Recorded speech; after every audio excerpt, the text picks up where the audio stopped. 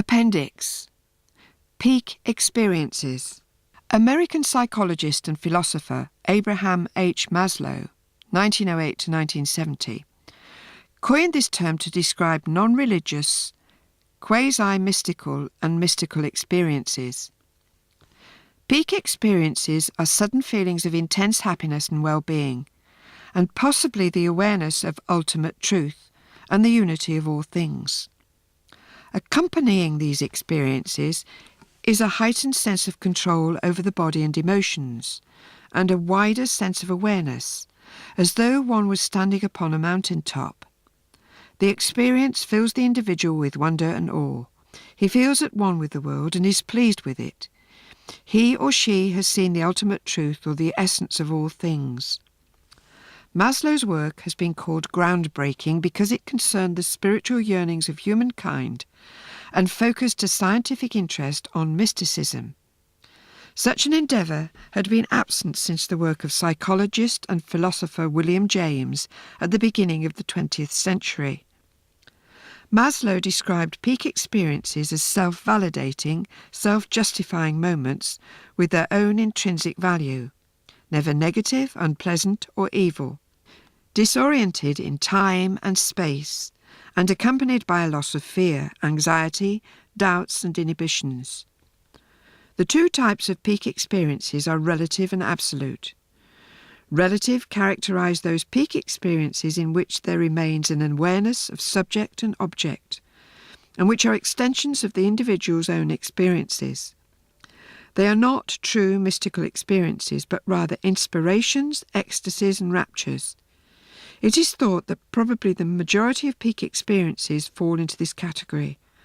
Absolute peak experiences are characteristic of mystical experiences and are comparable to experiences of great mystics in history. They are timeless, spaceless, and characterized by unity in which the subject and object becomes one. Maslow said that all individuals are capable of peak experiences. Those who do not have them somehow depress or deny them. Individuals most likely to have peak experiences are self-actualized, mature, healthy, and self-fulfilled. Peak experiences render therapeutic value as they foster a sense of being lucky or graced, release creative energies, reaffirm the worthiness of life, and change an individual's view of himself or herself. Maslow cautioned against seeking such experiences for their own sake, echoing the advice of the mystics who have pointed out that the sacred exists in the ordinary. Maslow further believed that domestic and public violence, alcoholism, and drug abuse stem from spiritual emptiness, and that even one peak experience might be able to prevent or at least abate such ills. Peak experiences also have been said to be comparable to myth. They fulfill on a personal level what myths historically have fulfilled for whole peoples. Both embody truths that are independent of factual knowledge and bring about attitudinal changes. Symbolism, however, plays a more minimal role in peak experiences than in myths. Not long before his death in 1970, Maslow defined the term plateau experience as a sort of continuing peak experience that is more voluntary, noetic, and cognitive. He described it as a witnessing or cognitive blissfulness. Its achievement requires a lifetime of long and hard effort, he stated. Critics of humanistic psychology view peak experiences as having a hedonistic philosophy, a morality of heightened pleasure. Psychologist James Hillman observes that peaks and highs say nothing of the worth of the person having them, for they can occur among psychopaths and criminals. Transcendence by means of a high, he says, is a psychopathological state in disguise.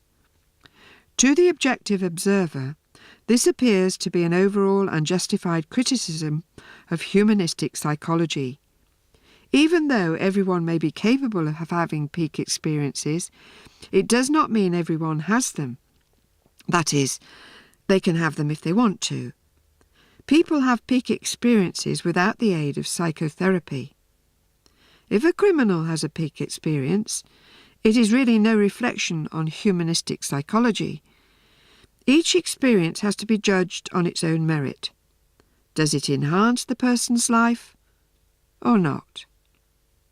A.G.H. End of recording.